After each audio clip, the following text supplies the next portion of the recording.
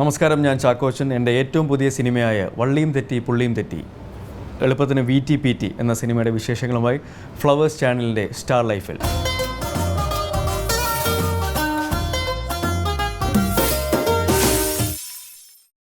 കഥ പറയാനായിട്ട് ഋഷി, ഇതിൻ്റെ സംവിധായകൻ ഋഷിയും അതിൻ്റെ മ്യൂസിക് ഡയറക്ടർ സൂരജും വരുമ്പോൾ പേര് ആദ്യം കേൾക്കുമ്പം നമുക്കൊരു എന്താ പറയുക, സാധാരണ സിനിമാക്കാർ കുറേ അന്ധവിശ്വാസങ്ങൾ അങ്ങനത്തെ കാര്യങ്ങളൊക്കെ കൂടുതലുള്ള ആൾക്കാരാണ്. അപ്പോൾ ഒരു സിനിമയുടെ ടൈറ്റിൽ വള്ളിയും തെറ്റി പുള്ളിയും തെറ്റി, മൊത്തം തെറ്റാണ് എന്നുള്ള രീതിയിലൊരു സാധനം വരുമ്പോൾ ആൾക്കാരൊന്നും ആദ്യം പകച്ചു നിൽക്കാനുള്ള സാധ്യതയുണ്ട്. പക്ഷെ അതിലൊരു കാര്യമില്ല എന്നുള്ളതാണ് എന്നെ സിനിമ ബോധ്യപ്പെടുത്തിയിട്ടുള്ള കാര്യം. കാരണം എൻ്റെ സിനിമാ ജീവിതത്തിലെ ഏറ്റവും വലിയ ഹിറ്റുകളിലൊന്നാണ് ഓർഡിനറി എന്ന് പറയുന്ന സിനിമ. അപ്പോൾ ആ ഒരു ടൈറ്റിൽ പറയുമ്പോൾ വേറെ പലരും, സിനിമയിലുള്ളവരും അല്ലാത്തവരും അല്ലെങ്കിൽ സിനിമയിലുള്ളവർ കൂടുതലും ആൾക്കാർ പറയുന്നുണ്ടായിരുന്നു ഓർഡിനറി, വളരെ സാധാരണയായിട്ട് തോന്നുന്ന, അല്ലെങ്കിൽ അങ്ങനെ ഒരു ഭയങ്കര ഒരു ഹെപ്പ് ഫീൽ ചെയ്യാത്തൊരു പേരായിരുന്നു. വള്ളിയും തെറ്റി പുള്ളിയും തെറ്റി എന്ന ടൈറ്റിൽ പറയുമ്പോൾ അതിലൊരു എന്തോ ഒരു പ്രത്യേകത ഫീൽ ചെയ്തു, ഒരു ഭയങ്കര ക്യാച്ചി ആയിട്ട് തോന്നി. പിന്നെ അത് പറയാനുള്ള എളുപ്പത്തിന് VTPT, വള്ളിയും തെറ്റി പുള്ളിയും തെറ്റി, അങ്ങനെ ഒരു ഷോർട്ട് ഫോമിലാണ് മിക്ക നമ്മുടെ ഷൂട്ടിംഗ് സമയത്തൊക്കെ ക്രൂവും ആൾക്കാരും എല്ലാ ആർട്ടിസ്റ്റുകളും എല്ലാവരും പറഞ്ഞുകൊണ്ടിരുന്നത്.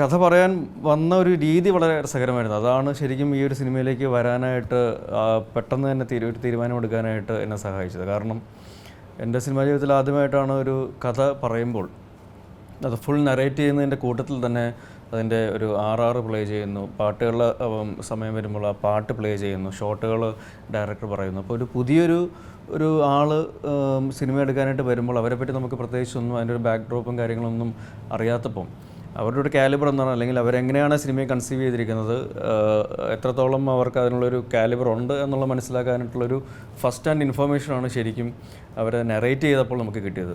അത് എനിക്ക് മാത്രമല്ല, ഈ സിനിമയിൽ അഭിനയിച്ച എല്ലാവരോടും കഥ പറയുമ്പോൾ, പ്രത്യേകിച്ച് ഇപ്പം ഒരു സീനിയർ ആക്ടേഴ്സ് എന്ന് പറയാവുന്ന രഞ്ജി പണിക്കരേട്ടൻ അല്ലെങ്കിൽ മനോജ് ചേട്ടൻ, അങ്ങനെയുള്ള ആൾക്കാർ, സുരേഷ് കൃഷ്ണ, അവരോടൊക്കെ പറയുമ്പോൾ അവരെ എല്ലാവരെയും പെട്ടെന്ന് ഈ സിനിമയിലേക്ക് ആകർഷിച്ച പ്രധാന ഘടകം ഇവർ നറേറ്റ് ചെയ്ത രീതിയാണ്.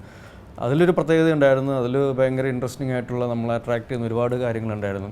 അപ്പോൾ അതുകൊണ്ട് തന്നെ ആ പ്രത്യേകതകളെല്ലാം സിനിമ തിയേറ്ററിൽ വരുമ്പോൾ ആൾക്കാരെയും ആകർഷിക്കുമെന്ന് തന്നെയാണ് എൻ്റെ വിശ്വാസം. കണ്ണുകൾ കാലിടറി വീണലിഞ്ഞതെന്തേ നിന്റെ കള്ളനോട്ടം കൊണ്ടേ, കണ്ണുകൾ കാലിടറി വീണലിഞ്ഞതെന്തേ നിന്റെ കള്ളനോട്ടം കൊണ്ടേ.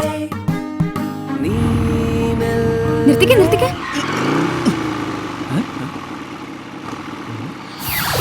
എന്താ ഉദ്ദേശം?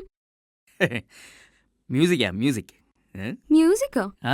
അച്ഛനും അമ്മയും ഉറങ്ങിയിട്ടൊന്നുമില്ല. അത് കുഴപ്പമൊന്നുമില്ല, നമുക്ക് ഒന്ന് ജസ്റ്റ് പുറത്തെ പാടം വരുമ്പോഴത്തേക്ക് പോയി ഒന്ന് ഡാൻസ് ചെയ്തിട്ട് വരാം. ഓക്കെ? ശാലിനിയുടെ അല്ലെങ്കിൽ ശ്യാമിലിയുടെ ഫാമിലിയായിട്ട്, പ്രത്യേകിച്ച് ബാബു, അദ്ദേഹവുമായിട്ട് വളരെ അടുത്ത ബന്ധമാണ് എനിക്കുള്ളത്. അപ്പോൾ ഇതിൻ്റെ കഥ പറഞ്ഞു കഴിഞ്ഞാൽ നമ്മളൊരു നായികയെ അന്വേഷിച്ച് നടക്കുമ്പോൾ ഒരു പുതുമുഖമായാൽ കൊള്ളാം എന്നുള്ള രീതിയിലൊക്കെ നമ്മൾ ഇടയ്ക്ക് ആലോചിച്ചിട്ടുണ്ടായിരുന്നു. അപ്പോൾ ഞാൻ പറഞ്ഞു, ഇങ്ങനെ ഋഷിയോട് പറഞ്ഞു നമുക്ക് ശ്യാമിലി ഒന്ന് ട്രൈ ചെയ്ത് നോക്കാം. കാരണം ഇതിനു മുമ്പ് ചില സിനിമകളെ പറ്റി ഞാനും ശ്രീ ബാബുവായിട്ട് സംസാരിക്കുമ്പോൾ ഞാൻ പറഞ്ഞ ഇടയ്ക്ക് നല്ലൊരു പ്രോജക്റ്റ് വരികയാണെങ്കിൽ ഞാൻ അങ്ങോട്ട് വിടും, നല്ലതാണെങ്കിൽ മാത്രമേ ഞാൻ അങ്ങോട്ട് വിടുകയുള്ളൂ, അപ്പോൾ കഥ കേട്ട് നോക്കണം എന്നൊക്കെ പറഞ്ഞു. അപ്പോൾ അങ്ങനെ ഇവരോട് പോയി കഥ പറയാൻ പറഞ്ഞു, അവർക്കിഷ്ടമായി.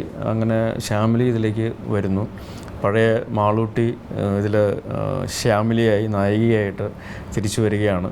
പണിയത്തിപ്രാവിൽ പഴയ മാമാട്ടിക്കുട്ടിയമ്മയെ ശാലിനിയായിട്ട് അല്ലെങ്കിൽ അനിത്യപ്രാവായിട്ട് എങ്ങനെ സ്വീകരിച്ചോ അതേ സ്നേഹത്തോടെ തന്നെ മാളൂട്ടിയിലെ മാളൂട്ടിയെ ഇതിൽ ശ്രീദേവിയായിട്ട് ആൾക്കാർ സ്വീകരിക്കും എന്ന് തന്നെയാണ് എൻ്റെ വിശ്വാസം. അങ്ങനെ തന്നെ ചെയ്യണം. ഈ സിനിമയിലൂടെ അത് ശരിയാകുമെന്ന് തന്നെയാണ് എല്ലാവർക്കുമുള്ള വിശ്വാസം. കാരണം ഈ സിനിമയിൽ അത്രയും കോൺഫിഡൻസ് ഉള്ളത്, നമ്മുടെ ഒരു ഓവർ കോൺഫിഡൻസ് അല്ല, ഒരു വിശ്വാസമാണ്. കാരണം ഇത്രയും ചെറുപ്പക്കാരുടെ ഒരു ലൈഫാണ് ഈ സിനിമ. അപ്പോൾ അത് ഇത്രയും വർഷത്തെ അവരുടെ ഒരു പ്രയത്നം അത് ദൈവം കാണാതെ പോവില്ല, പ്രേക്ഷകർ കാണാതെ പോവില്ല എന്ന് തന്നെയാണ് എല്ലാവർക്കും തോന്നുന്നത്.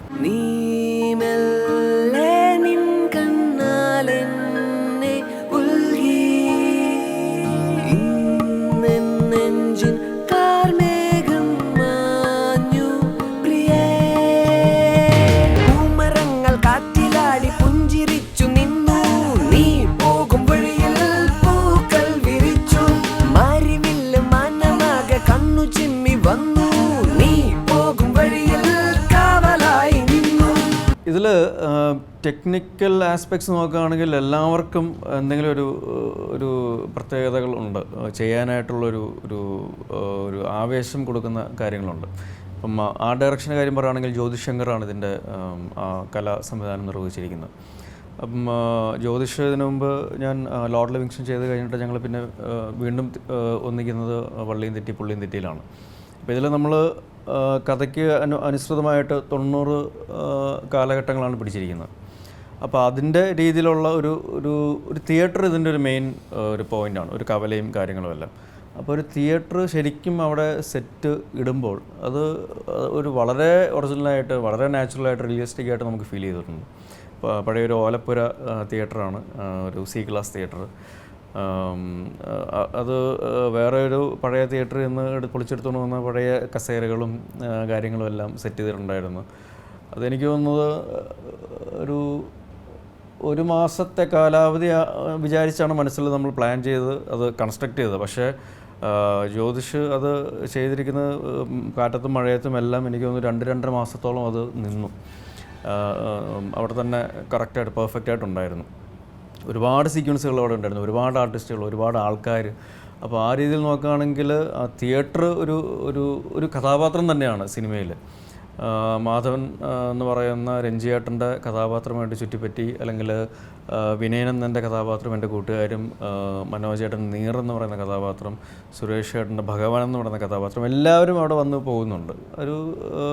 ഈ കഥാപാത്രങ്ങളിലെല്ലാം കൂടെ ശ്രീദേവി ടാക്കീസ് എന്ന് പറയുന്ന ആ തിയേറ്ററും ഒരു പ്രധാന ഘടകമാണ്. പിന്നെ കവല, അവിടുത്തെ സെറ്റപ്പും കാര്യങ്ങളും, ഒരു ഉത്സവം സെറ്റ് ചെയ്തിട്ടുണ്ടായിരുന്നു.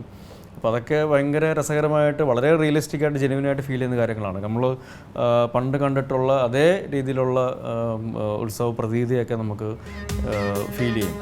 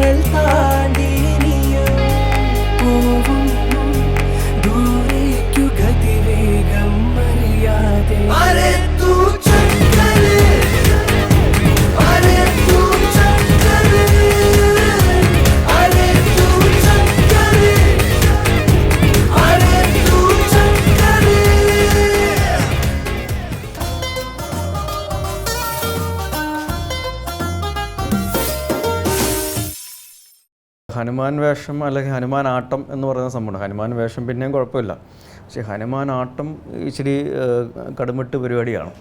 ഞാൻ വിചാരിച്ചത്രയും സുഖമുള്ള ഒരു ഏർപ്പാടല്ലായിരുന്നു. പ്രത്യേകിച്ച് ആ ഒരു സീക്വൻസ് എന്ന് പറയുന്നത് രാത്രിയാണ്, ഒരു ഉത്സവം സെറ്റപ്പാണ്, നൈറ്റ് ഷൂട്ടിംഗ് ആണ്, ഒരുപാട് ആൾക്കാരുണ്ട്.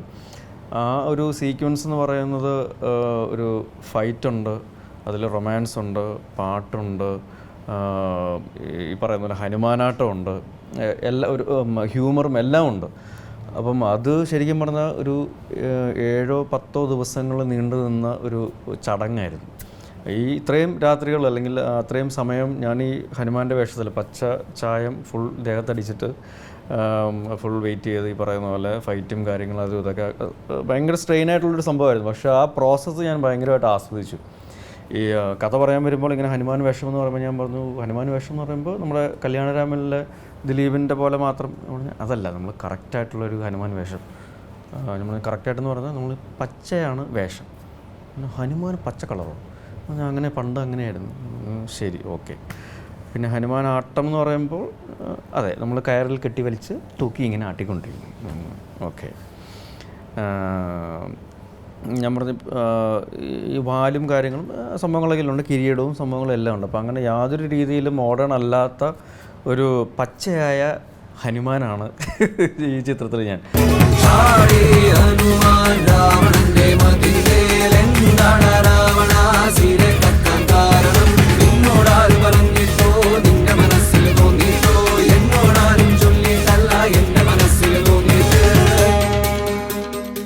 ഇതിൽ ഏറ്റവും ആദ്യം നമ്മൾ പടത്തിൻ്റെ ഷൂട്ടിങ്ങും കാര്യങ്ങളൊക്കെ തുടങ്ങിയപ്പോഴും ഇതിൽ മാത്തേ പൂത്തേ എന്ന് പറയുന്നൊരു സോങ് ഉണ്ട്, വള്ളിയും തെറ്റി പുള്ളിയും തെറ്റി.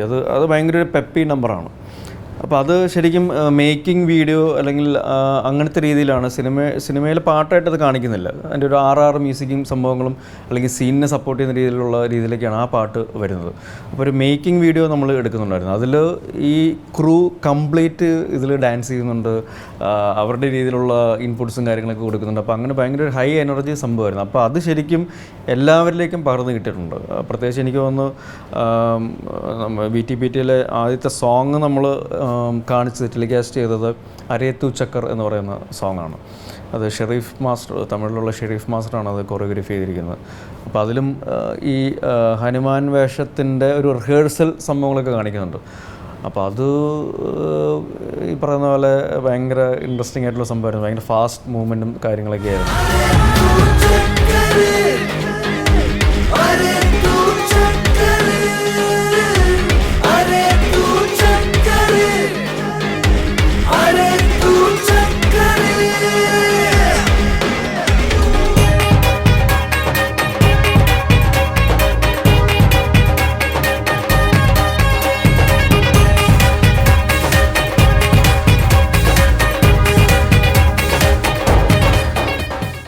നമ്മളിത് ആ സ്പോട്ടിലാണ് എല്ലാം റിഹേഴ്സ് ചെയ്യുന്നത്. അപ്പോൾ ആ സമയത്ത് എങ്ങനെയാണെന്നറിയില്ല, എല്ലാം ദൈവം സഹായിച്ച് കറക്റ്റായിട്ട് വരും. പിന്നെ പാട്ടും എനിക്ക് ഭയങ്കര ഇഷ്ടമായിരുന്നു. ഭയങ്കര ഒരു എനർജി സാധനം അതിലുണ്ടായിരുന്നു. അപ്പോൾ അത് ത്രൂ ഔട്ട് ഈ ഫിലിമിലും ഈ സിനിമയിലും നമുക്ക് കാണാൻ സാധിക്കുന്ന സംഭവമാണ്. ഒരു യൂത്ത്ഫുൾനെസ് അല്ലെങ്കിൽ അതിൻ്റെ ഒരു എനർജി നമുക്ക് ഉടനീളം ഈ സിനിമയിൽ കാണാൻ സാധിക്കും. പിന്നെ നല്ലൊരു കഥയുണ്ട്, ഒരു ബേസ് ഉണ്ട്. ആ ഒരു പ്ലാറ്റ്ഫോമിൽ നിന്നുണ്ട് ഇമോഷൻസ് ഉണ്ട്, ഹ്യൂമറുണ്ട്, റൊമാൻസ് ഉണ്ട്, ആക്ഷനുണ്ട്, ചെറിയൊരു അളവിൽ സസ്പെൻസ് ഉണ്ട്. അപ്പോൾ അങ്ങനെ എല്ലാ അർത്ഥത്തിലും ഒരു ഫെസ്റ്റിവൽ പാക്കേജ് ആയിട്ടുള്ളൊരു സിനിമ തന്നെയായിരിക്കും വള്ളിയും തെറ്റി പുള്ളിയും തെറ്റി.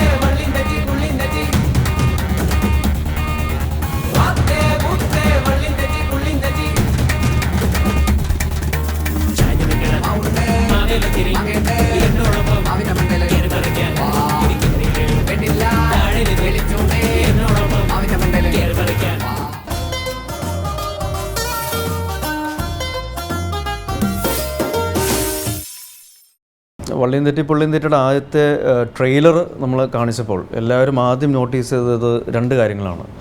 ഒന്ന് അതിൻ്റെ ഒരു ക്യാമറ വർക്ക്, രണ്ട് അതിൻ്റെ റീ റെക്കോർഡിങ്ങും കാര്യങ്ങളും.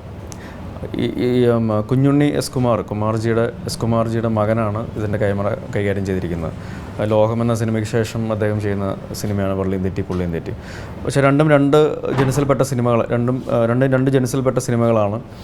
അപ്പോൾ അതുകൊണ്ട് തന്നെ അതിൻ്റെ ഒരു വ്യത്യാസം നമുക്ക് എന്തായാലും കാണാനായിട്ട് സാധിക്കും. എനിക്ക് തോന്നുന്നു കുഞ്ഞുണ്ണിയുടെ ഏറ്റവും നല്ല വർക്കുകളിൽ ഒന്നാണ് വള്ളിയും തെറ്റി പുള്ളിയും തെറ്റിയിലെ സിനിമാറ്റോഗ്രഫി. ഒരുപാട് സ്ട്രെയിൻ എടുത്തിട്ടുണ്ട്. പിന്നെ ഋഷിയും കുഞ്ഞുണ്ണിയും നേരത്തെ പണ്ട് പോലെ അറിയാവുന്ന ആൾക്കാരാണ്. ഇവർ തമ്മിൽ ഇത് ഒരുപാട് ഡിസ്കസ് ചെയ്തിട്ടുണ്ട്, എങ്ങനെ വേണം, എന്ത് ചെയ്യണം, എങ്ങനെ ആയിരിക്കണം എന്നുള്ളതൊക്കെ. അപ്പോൾ അതൊക്കെ തീർച്ചയായിട്ടും ഇതൊരു നല്ല രീതിയിൽ പ്രസൻറ്റ് ചെയ്യാനായിട്ട് ഒരുപാട് സഹായിച്ച കാര്യമാണ്. പിന്നെ ഇതിൻ്റെ സോങ്ങുകളാണെങ്കിൽ പുതിയൊരു മ്യൂസിക് ഡയറക്ടറാണ് സൂര്യ ജസ്കുറുപ്പ്. അപ്പം അദ്ദേഹത്തിൻ്റെ പാട്ടുകൾ ഈ സിനിമയിലേക്ക് ഈ സിനിമയുടെ കഥ കേട്ടവരെയൊക്കെ പെട്ടെന്ന് സിനിമയിലേക്ക് ആകർഷിച്ചിട്ടൊരു ഘടകമാണ്. പാട്ടുകളെല്ലാം തന്നെ സിനിമ തിയേറ്ററിലെത്തുന്നതിന് മുമ്പ് ഹിറ്റുകളായി എന്നുള്ളതൊരു വലിയൊരു ആശ്വാസം നൽകുന്ന കാര്യമാണ്. കാരണം പുതിയ ആൾക്കാരുടെ ഒരു കൂട്ടായ്മയാണ്. അപ്പോൾ അത് എങ്ങനെ ആൾക്കാർ അക്സെപ്റ്റ് ചെയ്യും എന്നുള്ളൊരു ചെറിയൊരു ആശങ്ക എല്ലാവർക്കും ഉണ്ടായിരുന്നു. കാരണം ഇതിൻ്റെ പ്രൊഡ്യൂസർ ഫൈസൽ അച്ചാപ്പു എൻ്റെ നാട്ടുകാരനാണ്. അപ്പോൾ അദ്ദേഹം ഈ ഒരു സിനിമയിൽ കോൺഫിഡൻ്റ് ആയിട്ട് വരുമ്പോൾ അത് തീർച്ചയായിട്ടും സിനിമ പൂർത്തീകരിച്ച് കഴിഞ്ഞാൽ ഇതെല്ലാം ഓഡിയൻസിൻ്റെ കയ്യിലാണ്. അവരാണ് തീരുമാനിക്കുന്നത് നമ്മൾ ഇട്ട എഫേർട്ട് അല്ലെങ്കിൽ ഇട്ട ഫിനാൻഷ്യൽ പ്രൊഡ്യൂസർ ഇട്ട കാശ് എല്ലാം തിരിച്ച് കിട്ടുമോ, അല്ലെങ്കിൽ ആ ഒരു അപ്രീസിയേഷൻ നമുക്ക് കിട്ടുമോ എന്നുള്ളതൊക്കെ. അപ്പോൾ അതിൽ അദ്ദേഹത്തിനൊരു ധൈര്യമുണ്ടായിരുന്നു. അപ്പം പാട്ടുകൾ എല്ലാവരും അക്സെപ്റ്റ് ചെയ്ത് തന്നെ ആദ്യത്തെ ഒരു സ്റ്റെപ്പ് വിജയിച്ചു. അത് ആൾക്കാർ അക്സെപ്റ്റ് ചെയ്തതെന്ന് പറയുന്നൊരു വലിയ ആശ്വാസം നൽകുന്ന കാര്യമാണ്. പിന്നീടുള്ള ഒരു മുമ്പോട്ടുള്ള യാത്രയിൽ, മുമ്പോട്ടുള്ള പോക്കിൽ ശരിക്കും ഇതൊരു വലിയൊരു ഊർജ്ജം തന്നെയാണ്. അപ്പോൾ അത് തീർച്ചയായിട്ടും ആ ഒരു രീതിയിൽ തന്നെ ആൾക്കാർക്കും ഇഷ്ടപ്പെടുന്ന രീതിയിൽ മുമ്പോട്ട് പോകുമെന്ന് ഞാൻ വിശ്വസിക്കുന്നു.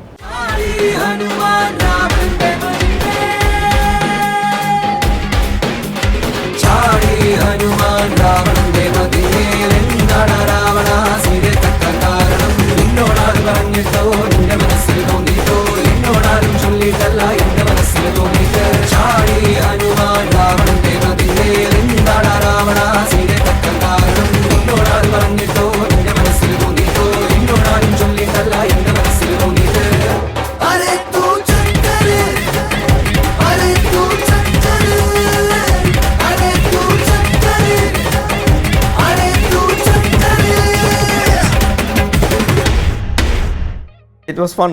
അത്രേ ഉള്ളൂ. കാരണം പുള്ളിക്കാരിക്ക് ഡയലോഗുകൾ വളരെ കുറവുള്ളൂ ഈ സിനിമയിൽ. അപ്പോൾ അതുകൊണ്ട് തന്നെ നമുക്ക് ഡയലോഗുകളുടെ പേരിൽ പുള്ളിക്കാരിയെ കളിയാക്കുക, പറ്റിക്കുക എന്ന് പറയുന്നത് നമുക്ക് പറ്റുന്നൊരു കാര്യമല്ലായിരുന്നു. പിന്നെ വളരെ പ്രൊഫഷണലാണ്. മധുരനാരങ്ങയിലെ പാർവതിയൊക്കെ പറയുമ്പോൾ പുള്ളിക്കാരി ആദ്യമായിട്ടാണ് ക്യാമറയുടെ മുമ്പിൽ വരുന്നത്. അപ്പോൾ എന്തായാലും അബദ്ധങ്ങൾ പറ്റും എന്നുള്ളത് നമുക്ക് ഉറപ്പാണ്.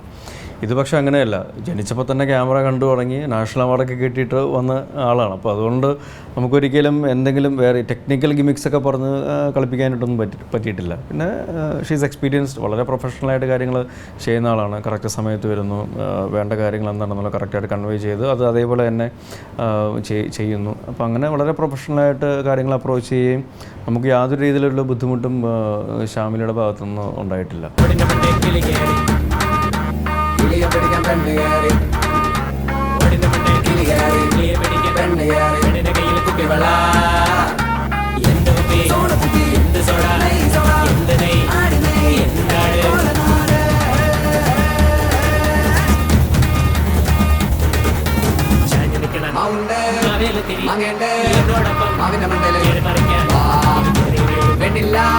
വിളിച്ചോണ്ടേ അവന്റെ മണ്ടയിലെ